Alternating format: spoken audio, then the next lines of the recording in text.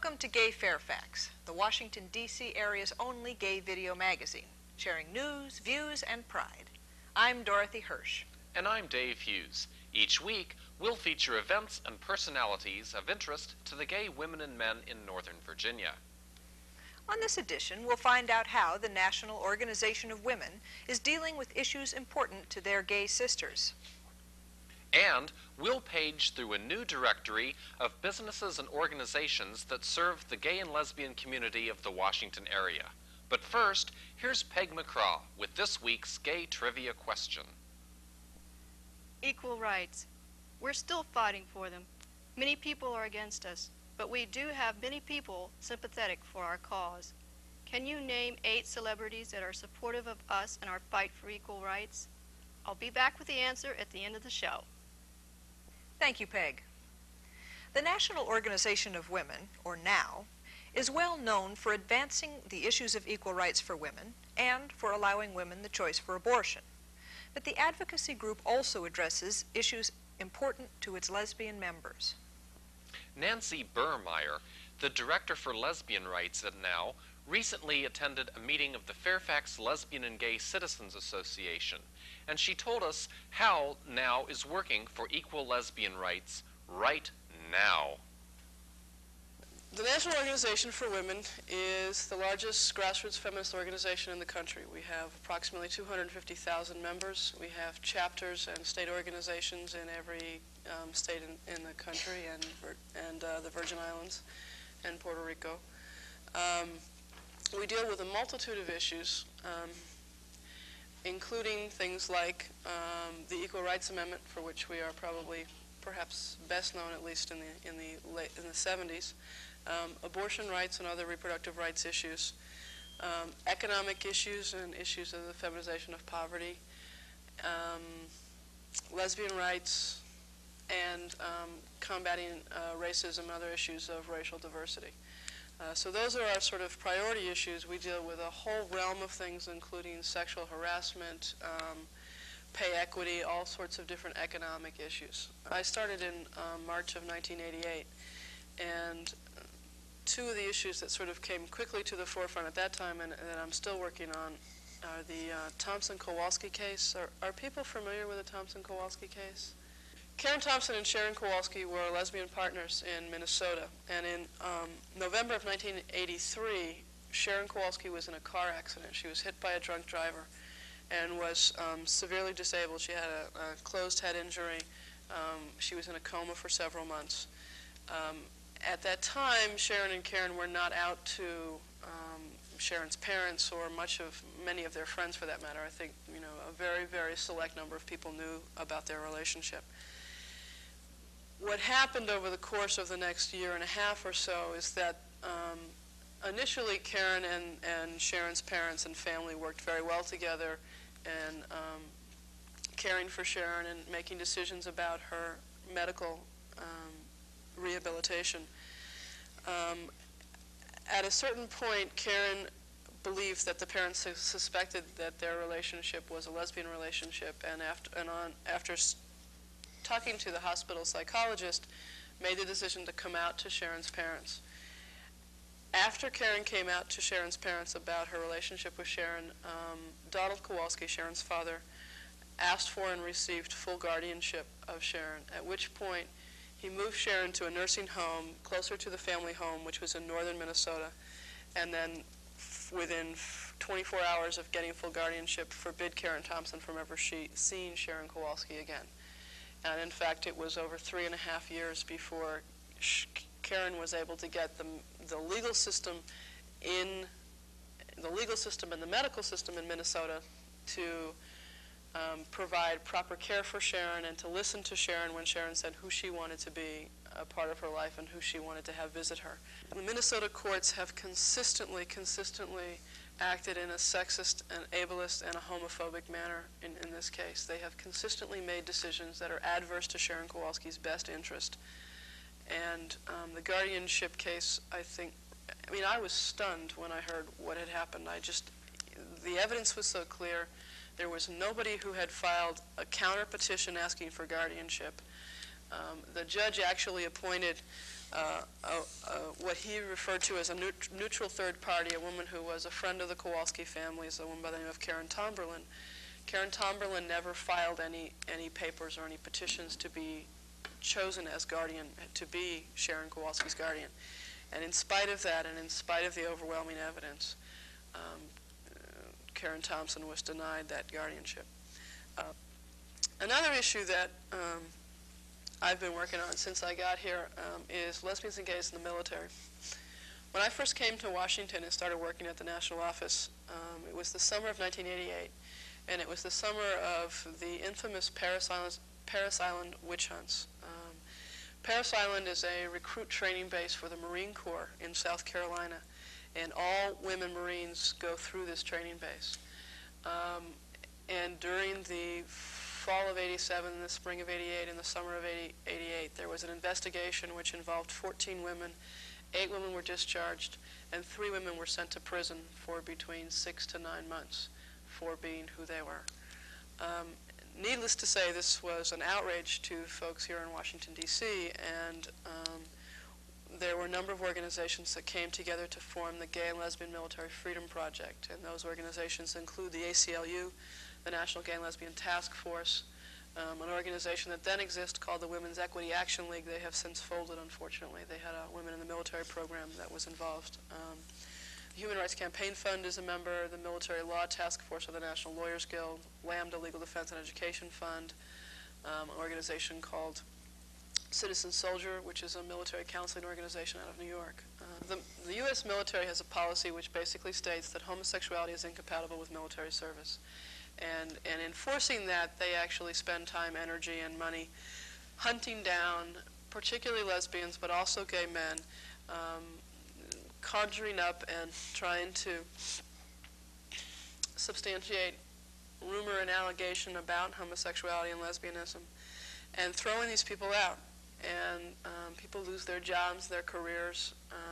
They leave the military with a discharge that says they're a U.S. certified homo, and those are papers they carry with them for the rest of their life as they look for job employment and things of that sort. The particularly insidious part of the policy, as it applies to women, is this aspect, this concept or phenomenon of a witch hunt. Apparently the U.S. military believes that where there's one lesbian, there are a nest of lesbians. And so they quite consistently will pull a woman in, interrogate her for hours on end under bright lights. They will do good cop, bad cop. They will lie to her. They will threaten her. They will intimidate her, all in an effort to get her to give other names of other members of the military that she believes or knows to be lesbian. And they are, unfortunately, sometimes successful in doing that, and that gives them more people to drag in and intimidate and harass and get names from. And that's basically how the Parris Island witch hunt progressed to the level that it did. To give you a sense of how crazy these people are, I'll sort of revert back to the Parris Island witch hunt. There was a sort of an offshoot of the Parris Island witch hunt, a case of a Marine Corps captain by the name of Judy Mead. Captain is an officer. She'd been in the military for 12 years, in the Marine Corps for 12 years, had a stellar record. She was brought up before what's called an administrative board. There are 2 ways to be thrown out of the military. You can be discharged through an admin board, or you can actually be charged with criminal acts, and that's a court-martial. Sodomy and indecent acts are against the law in the military. Just to be homosexual is against their regulations, and they can throw you out for just your status. You don't have to do anything. You just have to say you're homosexual or that you intend or desire to commit homosexual acts. And homosexual acts are any bodily contact for the purpose of satisfying sexual or for the purposes of sexual gratification, which can be interpreted to be holding hands, a hug. Anything under that definition can be interpreted to be a homosexual act. So Judy Mead is a career military Marine Corps officer. She was brought up before an administrative board under charges of conduct unbecoming an officer because she had a friendship with a civilian lesbian. They never accused her of being a lesbian. They simply said that the fact that she had a friend who was a lesbian that she socialized with was conduct unbecoming an officer. That they accused her of frequenting a bar of ill repute, of falling asleep on a bed with this lesbian, and what in fact had happened was she was coming home from her father's funeral, had stopped at this friend's home. They were watching television and drinking a beer, and they literally fell asleep watching television, fully clothed on the bed. This was brought up in her admin board. She was accused of not informing her commanding officer that this friend of hers was a lesbian, as if Judy A. was necessarily supposed to know this, and B. had some moral compunction to report this to her military commander. Based on these charges, she was recommended for what's called an other than honorable discharge. It's the worst discharge you can get through an admin board. There are 3 different levels. There's honorable, general, and other than honorable. She was recommended for an other than honorable discharge for simply associating with a civilian lesbian. That's how crazy this policy is. One of the other things that I've been working on and have been doing more during this current Congress than even last Congress is working on the Lesbian and Gay Federal Civil Rights Bill. As you know, we have a record number of co-sponsors now, and now has been a supporter of that bill since its introduction in 1975. We testified at hearings in 1982 and have been a visible supporter of that bill since its introduction, as I said.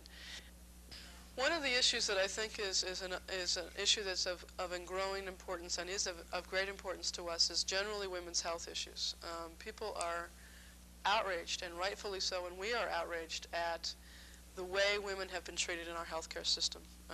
There is no money to provide services, much less do any testing of drugs on women. HIV, I think, women in HIV is a very clear and horrible example of how women are treated in the healthcare system.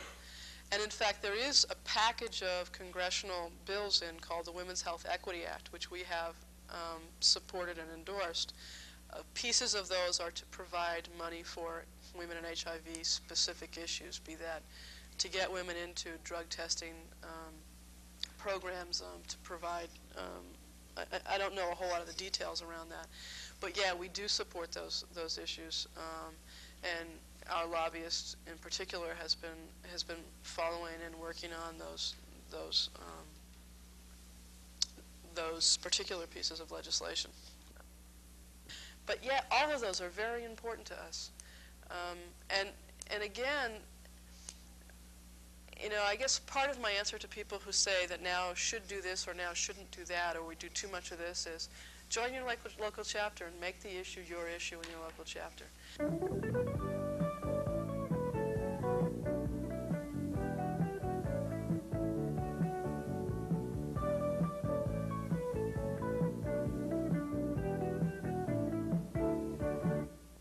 Groups such as the National Organization for Women are one way to create change in our society.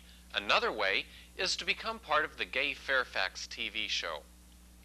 Show the community the true picture of the gay and lesbian community by becoming a part of the Gay Fairfax production team.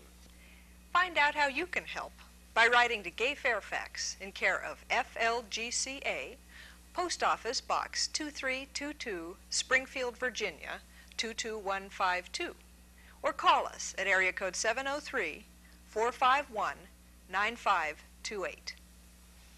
Once upon a time, you had to rely on word of mouth to find a gay lawyer, a gay doctor, or even a group such as the Fairfax Lesbian and Gay Citizens Association. But no longer. Gays and lesbians in the know can now turn to the brand new Gay and Lesbian Services Guide for the greater Washington, D.C. area.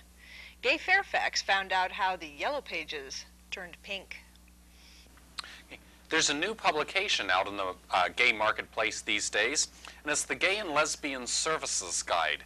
And with me today, on my far right, is Jill Strawn, owner of Training by Design, and on my immediate right is Peter Edwards of the Gay and Lesbian Switchboard in Washington. And folks, welcome to Gay Fairfax. Thanks very much. Jill, I understand this book was your idea, and Training Design produced the book, which is your company. Why did you feel that there was a need for a Gay and Lesbian Services Guide? Well, speaking totally personally, I work quite a bit with several volunteer groups in Washington, D.C., and we're always looking for a really good list with addresses and phone numbers. And to my knowledge, after working in the community for about 10 years, there's no one single list that you can have access to. There's the resource guide in the Blade, which is a very good listing, but it doesn't have all the addresses. It has phone numbers. And as you probably know, these organizations change all the time. There are different people running them. And so after a great deal of frustration, I thought, wouldn't it be wonderful to have one list that you could access by category and by phone number or address, and you could use it not only to call people but also to mail to them. So I had what I thought was a pretty simple idea, and I talked to a friend of mine, Mark Bowman, and he agreed to help me out with it. And we went to the switchboard and we got them to help us sponsor the project. So that's how it got started. Well, so you mentioned the benefit to businesses and organizations. Do you feel that there's a benefit to individuals as well? Well, I think so. First of all, I think all of us need access to certain resources, be it a therapist or a doctor or a dentist, or perhaps you just want to know where to buy a book or get a car that might be sold by a gay or a lesbian person. And this book helps you make those decisions. Great. Well, Peter, speaking as somebody who is active with the switchboard, you probably get calls from people all the time. How do you view this book? Do you find that it would be helpful?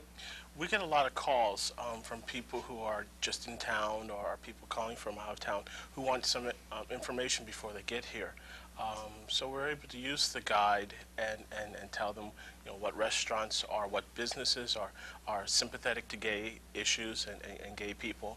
So it provides an opportunity for that, and it's something that we use. Great. So I'm glad it's become a good resource already.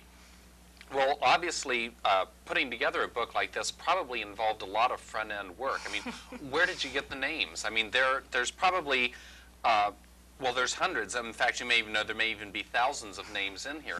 For instance, Gay Fairfax is in here, the Fairfax Lesbian and Gay Citizens Association. Some of you may know that Michelle Michaels is a realtor. She's listed in here under realtors. My Lover's Desktop Publishing Business, Duck's Top Productions is in here. You've got a pretty thorough listing of businesses under all sorts of categories. How did you come up with all the names? Well, the first thing we had was access to the Pride listing. Anybody who had a booth at last year's Pride, that's 1990, not 1991, filled out a form in which they checked whether they were interested in being in the guide. So we had that listing. Then we took the resource guide from the Washington Blade, and we worked with that to fill in the gaps because, of course, not everybody has a booth at Pride. Then we also ran ads in the Washington Blade asking anybody who wanted to include their business or their organization to give us a call, because every listing is put in there free. And anybody who wishes to advertise either their organization or their business by having a listing can just do so by calling and sending in the information. And then we did a lot of legwork. We went through the Washington Blade, we picked, and also the Crescent. We picked out all the advertisers that we didn't already have a listing for. We called all those people. We asked them if they wanted to be listed for free. And after we got done with that, we solicited them all to see if they would be willing to advertise, because the guide was paid for by the advertisers. Great. So, in fact, I did notice that there were a number of advertisements, but it's not true that one must advertise in order to also get the listing. Just anybody can get a listing. That's correct. Great. What is the purchase price of the book? It's $5.95, a bargain at the price. Yes, that's quite reasonable. I mentioned at the beginning of the interview that you are president of Training by Design, and that Training by Design is responsible for, or undertook to produce this project. Why don't you tell us a little bit about that? About Training by Design? Yes.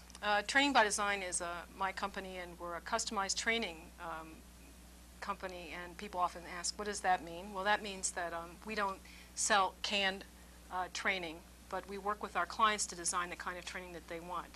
And that varies anything from taking very hard data and making it readable in a manual to actually coming in and designing a management seminar for a group. We also offer writing seminars, one-day writing seminars. And because I'm an independent entrepreneur, I do lots of things that just happen to come my way, like the services guide. Great, so you've probably had plenty of experience already in putting together manuals and other sorts of printed material. Right, I have. Peter, what has been the switchboard's involvement in helping to get this book off the ground? I mean, you mentioned that the switchboard certainly can use this as a reference tool, but how else has the switchboard been involved? Well, unfortunately, the switchboard is kind of an invisible entity out in the gay community. We have people who call us, and we're staffed, every night of the month, but we're not very visible. We do everything by phone. So this was a way to get a guide that would help us, help the businesses as well, but also let the world, the gay community here in Washington, D.C., know who we are and some of the things that we do, because we do provide services. So it worked in nicely. That it complemented each other. Very good. Now, where can one purchase this book? Well, you can purchase it in a variety of bookstores. Just to mention specifically, you can purchase it on Capitol Hill at Trover's and at Capitol Hill Books. Near the Circle, you can purchase it at Llamas, Lambda Rising, and also at Olson's Books south of the Circle.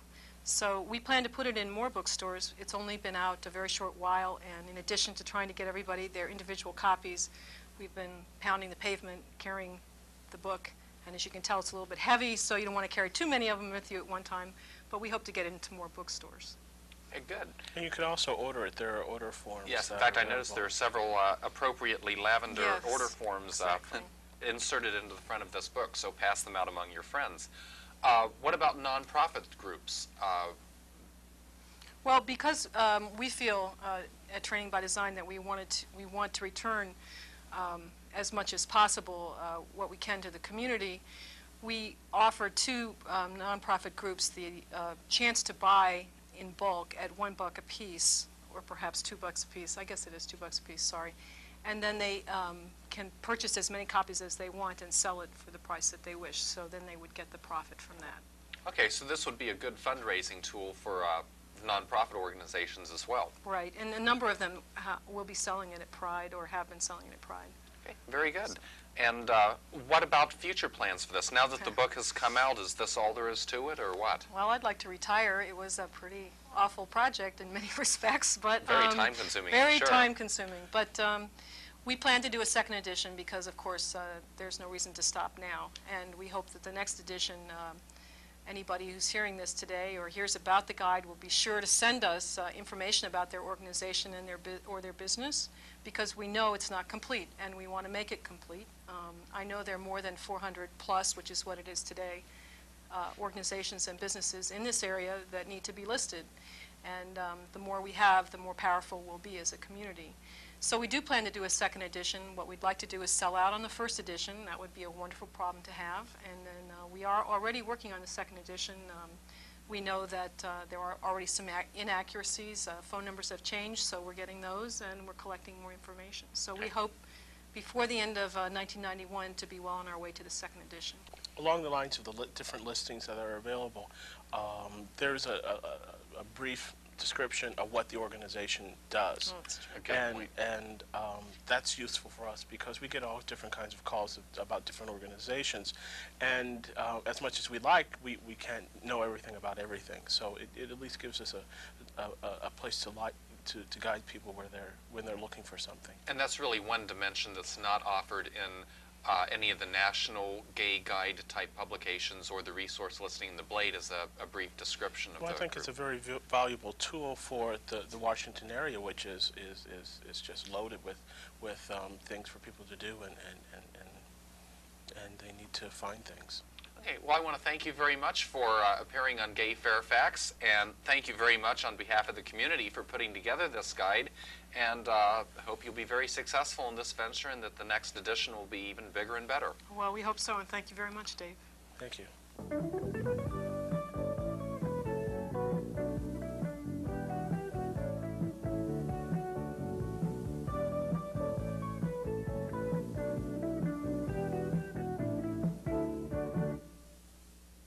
Well, how did you do with this week's gay trivia question? Here's Peg with the answer. Surprisingly, my research revealed a total of 43 celebrities that are supportive of equal rights for gays. Among them are Edward Asner, Patty Duke Aston, Lauren Bacall, Robert Blake, Coretta Scott King, Richard Pryor, Vanessa Redgrave, and Dennis Weaver. That wraps up this edition of Gay Fairfax. Remember, you can tune into this show every week at this time. For Gay Fairfax, I'm Dave Hughes. And I'm Dorothy Hirsch. Thank you for joining us, and remember to keep the pride alive.